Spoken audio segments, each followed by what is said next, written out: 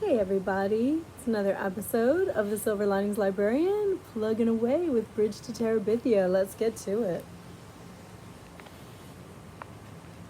Last time we had finished up, it was Easter Sunday, and there was a lot of interesting things in that chapter about who is God and what does God think about us. It was good. All right, let's find out what's going on now.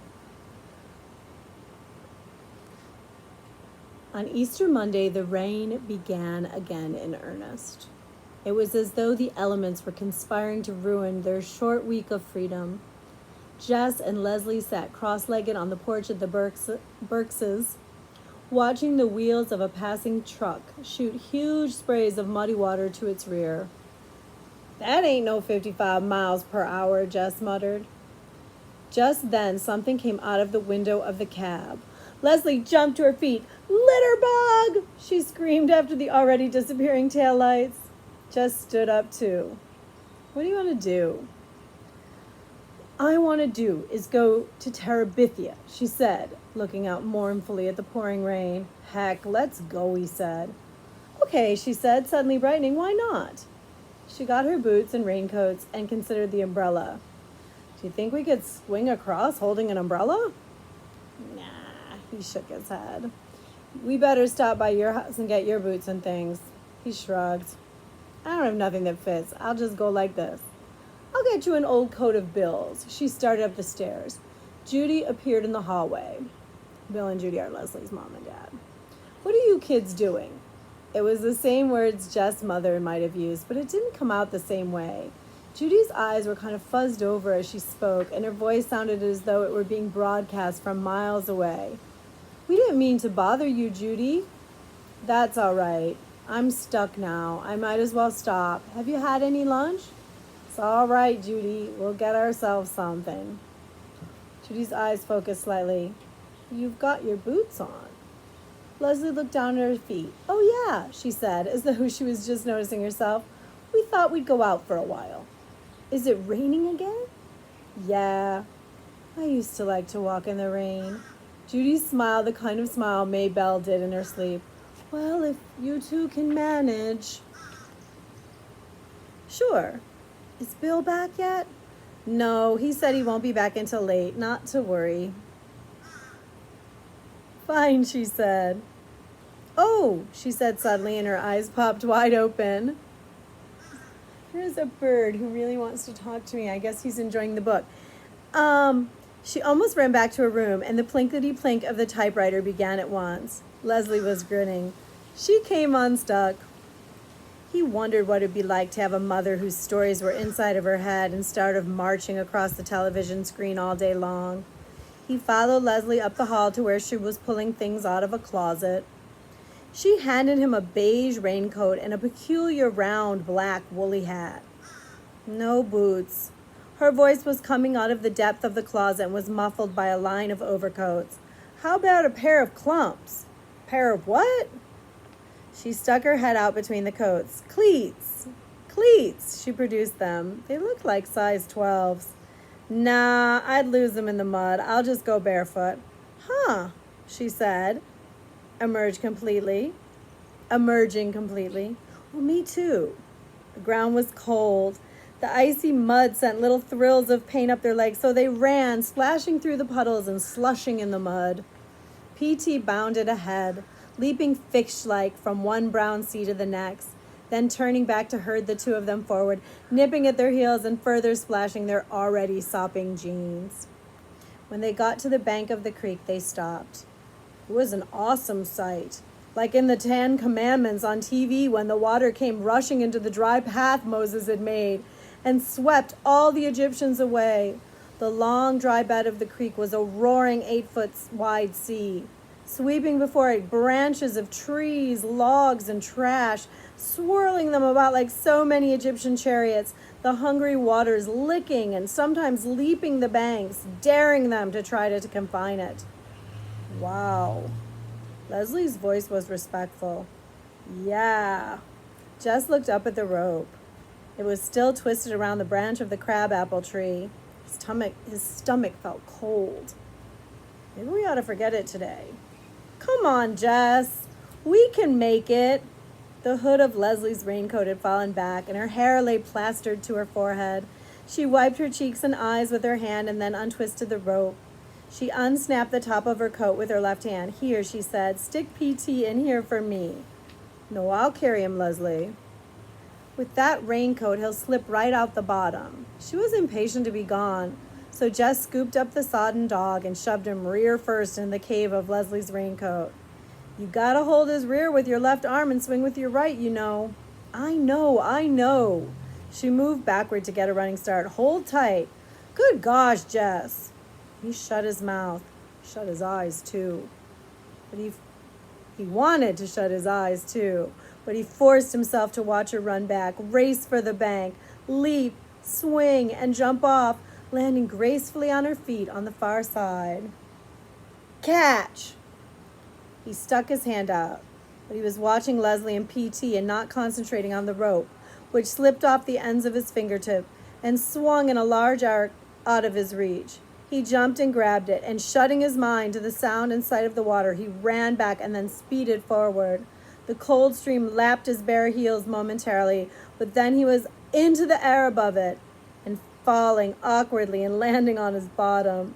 PT was on him immediately, muddy paws all over the beige raincoat and a pink tongue sandpapering Jessie's wet face. Leslie's eyes were sparkling. Arise, she barely swallowed a giggle. Arise, King of Terabithia, and let us proceed into our kingdom. The King of Terabithia snuffled and wiped his feet on the back of his face on the back of his hand. I will arise, he replied with dignity, when thou removes thou foul dog off my gut. They went to Terabithia on Tuesday and again on Wednesday.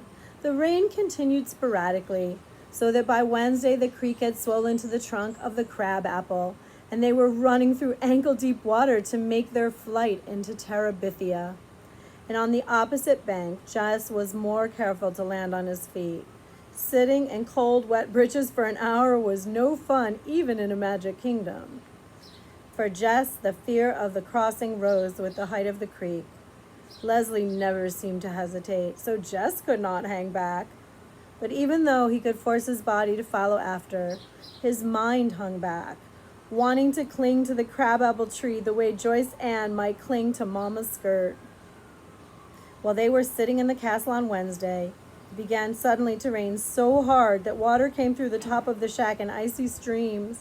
Jess tried to huddle away from the worst of them, but there was no escaping the miserable invaders. Dost know what is in my mind, O king? Leslie dumped the contents of one coffee can on the ground and put the can under the worst water leak. What? Methinks some evil being has put a curse on our beloved kingdom. I think that too. Damn Weather Bureau! In the dim light, he could see Leslie's face freeze into its most queenly pose, the kind of expression she usually reserved for vanquished enemies. She didn't want to kid. He instantly repented his unkingly manner. Leslie chose to ignore it. Let us go, even up into the sacred grove, and inquire of the spirits what this evil might be and how we must combat it. For of a truth, I perceive that this is no ordinary rain that is falling upon our kingdom. Right, Queen, Jess mumbled and crawled out of the low entrance of the castle stronghold. Under the pines, even the rain lost its driving power. Without the filtered light of the sun, it was almost dark, and the sound of the rain hitting the pine branches high above their heads filled the grove with a weird, tuneless music. Dread lay on Jess's stomach like a hunk of cold, undigested donut. Leslie lifted her arms and face up toward the dark green canopy. "Oh, spirit of the groves," she began solemnly, "we are come on behalf of our beloved kingdom, which lies even now under the spell of some evil unknown force. Give us, we beseech thee, wisdom to discern this evil and power to overcome it." She nudged Jess with her elbow. He raised his arms. He felt the point of her sharp elbow again. Yes, please listen, thou spirits. She seemed satisfied. At least she didn't poke him again. She just stood there quietly, as if she was listening respectfully to someone talking to her. Jess was shivering, whether from the cold or the place, he didn't know. But he was glad when she turned to leave the grove. All he could think of was dry clothes and a cup of hot coffee, and maybe just plunking down in front of the TV for a couple of hours. He was obviously not worthy to be king of Terabithia. Who ever heard of a king who was scared of tall trees and a little bit of water?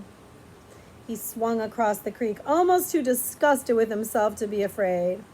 Halfway across, he looked down and stuck his tongue out at the roaring below.